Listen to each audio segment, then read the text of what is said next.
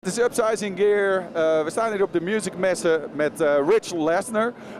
Rich is ontwerper van gitaren bij VOX. In het verleden heeft hij ook gitaren gemaakt voor onder andere Ibanez. Denk aan de Satriani gitaren Benson en Steve Vai. Daarnaast heeft hij ook de Pacifica gemaakt voor Yamaha. En nu werkt hij volgens mij. How long? Hi, Rich. Hi. Mr. Lasner, how long have you been working for the Fox company now? We started this guitar department in 2007, and the guitars came out in 2008. Okay. And you told me that you had your own company, and that's embedded in Korg. Is that right?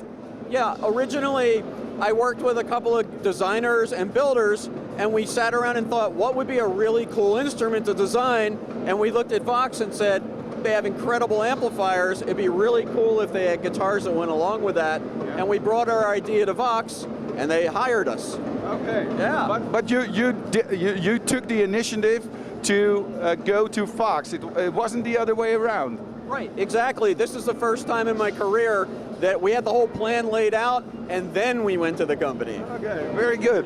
And at this moment we are with the custom shops of VOX. Can you tell me something about the example this guitar? Oh, absolutely. We do all the design work in San Francisco. Yeah. It's only a three-man shop, myself and two other guys. And we design everything in 3D CAD and SolidWorks, and we have a small CNC.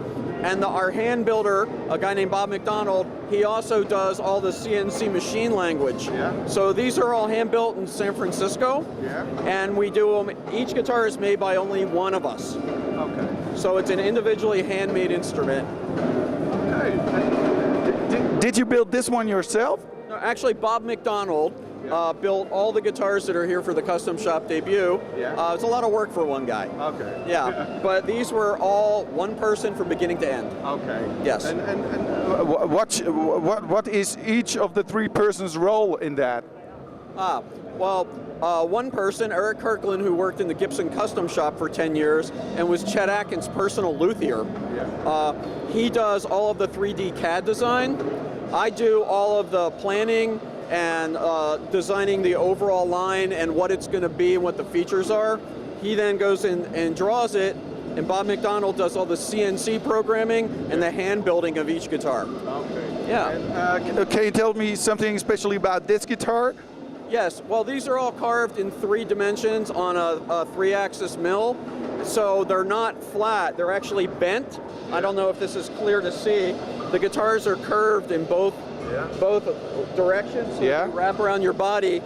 And if you take a look at the piece of wood on the side of this, the top is actually over an inch thick and completely carved out by hand from the inside and out, both front and back. It's a very difficult process. It's also got an internal tone bar that's part of the actual top and back that go down to each bridge post so the guitar can vibrate freely but not feed back at high volume. And I see some pickups. It's kind of different from pickups I know.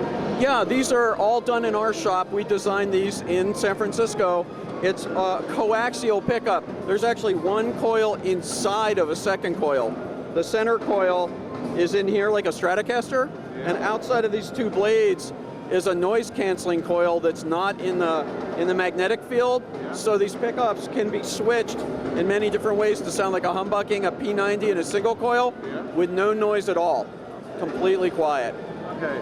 And what the tuners you use, the bridge you use, is it all custom made from your shop? We design everything there, and then we have them built for us in Asia.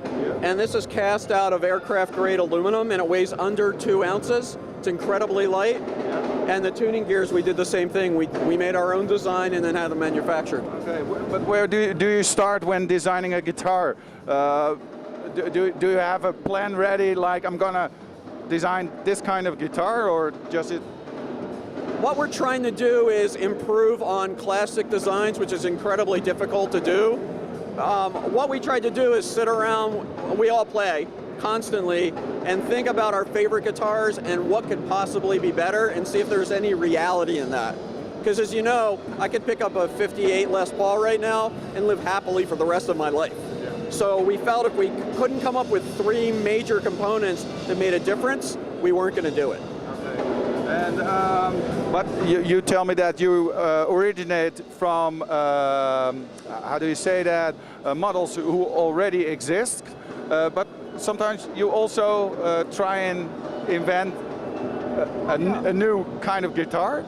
Well, absolutely. What we were doing with this guitar, for instance, is a 335 style guitar. It's a wonderful instrument. Yeah. It's also too large for a lot of solid body players, and it has some problems for reaching around to pick properly.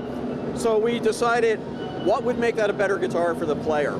What more versatility to the tone, a much easier access to the top of the neck without compromising the style, and also just better resonance with no feedback, and a lighter guitar. And can you tell me about some of the other guitars here? We have some guitars here around the corner. These guitars were actually manufactured by the same people in Japan who do our production Virage guitars. But the idea with these was to do interesting finishes and inlay work on our already standard design. My son's a professional musician, has about 40 guitars, and he has an old Epiphone from 1962 that had this exact finish on it that they called Red Fox. And we just wanted to do something fun for the show. These guitars are just one of a kind, and we brought 6 of them. Brilliant. I really like this. Yeah, it's a lot of fun. So we wanted to do something interesting, and if you whoever bought these from the show, there will never be another one. So it's fun. With the pickups, I see you use these pickups, but is there a variety in there, or is it like there's so much possible with these pickups, you don't really need other pickups? Well, that's the idea, is that you don't want to have to change your pickups out of the guitar or put it down to say pick up your Stratocaster to get a big clean sound. So each pickup has 3 variations, like we were saying in the beginning. And when you have both pickups on, you can have a single coil in the bridge and a humbucker in the neck, or anything in between.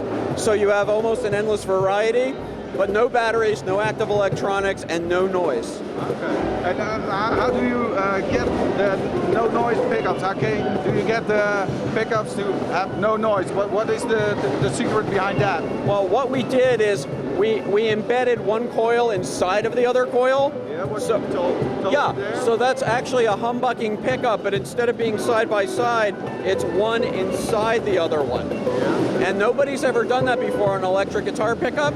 What it does is, it doesn't mute the high end to make it sound dark, like the difference between a humbucker and a Stratocaster.